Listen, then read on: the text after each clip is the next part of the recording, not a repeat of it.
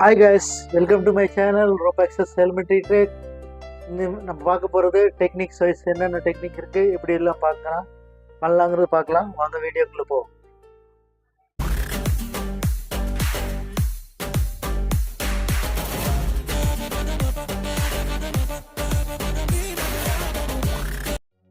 ஒரு ரோப்பு நம்ம எப்படி கைடு பண்ணி ஃபுல் த்ரோ போடும்போது எப்படி எல்லாம் நம்ம ஹேண்டில் பண்ணலாம் அப்படிங்கிறது சொல்ல வரேன். ஸோ ஒரு நாட்டு போடுறான், பெரிய நாட்டு. அந்த நாட்டில் வந்து ரோப்பு வந்து நீட்டிட்டு இல்லாமல் கரெக்டாக ஒரு பந்து ஷேப்பில் இருக்கிற மாதிரி ஒரு நாட்டு போடுறோம். லூப்பு நீட்டிட்டு இருந்துச்சுன்னா உங்களுக்கு தூக்கி வீசும்போது த்ரோ பண்ணும்போது அந்த டைரெக்ஷன் மாறி போகும். ஸோ இது மாதிரி ரவுண்டாக இருக்கிற மாதிரி ஒரு மாதிரி நல்லா பெருசாக போட்டுக்கிட்டிங்கன்னா நல்லாயிருக்கும். இந்த லூப் மாதிரி இருக்கிறது வெளியே வரக்கூடாது, ரொம்ப வெளியே இல்லாமல் இந்த மாதிரி பண்ணிக்கணும்.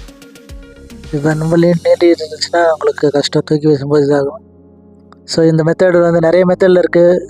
இந்த மெத்தடில் வந்து நான் எனக்கு தெரிஞ்ச மெத்தடு உங்களுக்கு சொல்லி தந்துட்டுருக்கேன். இன்னும் நிறைய மெத்தட் இருக்குது. ஸோ தூக்கி போடும்போது கரெக்டாக பந்த மாதிரி போய் விழுகும். த்ரூ பேக் போட்டு நம்ம போடலாம், இப்படி தூக்கி போடலாம்.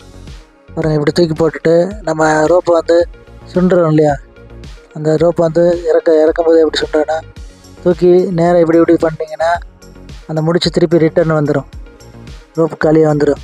ஸோ அதை வந்து ஜிக்ஜாக் ஒரு ஜிக்ஜாக் முறையில் பண்ணிங்கன்னா, அப்படி பண்ணிங்கன்னா கீழே வர்றதுக்கு வாய்ப்பு இருக்குது. அதே மாதிரி ரைட்டு லெஃப்ட்டு எந்த பக்கம் நம்ம ரோப்பு மூவ் பண்ணுமோ அதை மாதிரி பண்ணிக்கலாம். Left side right side move பண்ணால் இந்த மாதிரி ஜிக்ஜாக் முறையில் இந்த மாதிரி நிறைய மெத்தடில் இருக்குது. நான் என்னோடய எக்ஸ்பீரியன்ஸில் உங்களுக்கு சொல்கிறதுக்கு விருப்பப்படுறேன், அதனால தான் சொல்லி இந்த வீடியோ போட்டிருக்கேன். ஸோ அந்த மாதிரி ரைட் லெஃப்ட்டு எப்படி வேணாலும் திருப்பிக்கலாம், ரோப்பை ஹேண்டில் பண்ணலாம். ஓகே, ரோப் கீழே வந்துருச்சு. அடுத்தது ஃபுல் த்ரோ போடலாம். அதில் அடுத்த வீடியோவில் காமிக்கிறேன். அடுத்த த்ரோ எப்படி பண்ணலான்னு பாருங்கள். அடுத்த த்ரோ வந்துட்டு இப்போ நான் இந்த த்ரோ பண்ணியிருக்கிறோம் இல்லையா, இதை வந்து அடுத்த பீமில் நம்ம த்ரோ பண்ண போகிறோம். அடுத்த பீமில் பக்கத்து பீமில் எப்படி மாற்றுறதுன்னு பாருங்கள். நம்ம கீழே இறக்காமல் அப்படியே மாற்றலாம். அது எடுத்து சுண்டி விட்டோன்னா, அதே மாதிரி ஜிக்ஜாக்கை ஒரு லூப்பில் நிறைய சுண்டி விட்டோன்னா அப்படியே அடுத்த பீமுக்கு வந்து வரும். பாருங்கள், கரெக்டாக சுண்டணும். அந்த பீமுக்கு வந்துருச்சு, உள்ளே போகலை, பீமுக்கு வந்துருச்சு. ஸோ அந்த நாட்டை சுண்டி விட பார்க்குறேன். அப்படி இல்லைன்னா வேறு மெத்தடில் உள்ளே போடணும், தள்ளலாம். அந்த நாட்டை சுண்டி விடலாம். ஸோ ஓகே, ஒர்க் அவுட் ஆகலை. ஸோ ஒரு லூப்பு சின்னது, ஒரு லூப் பெருசாக வச்சுட்டு ஜிக்ஜாக்காக ஒரு அடிச்சிங்கன்னா லூப் வெளியே வந்துச்சு.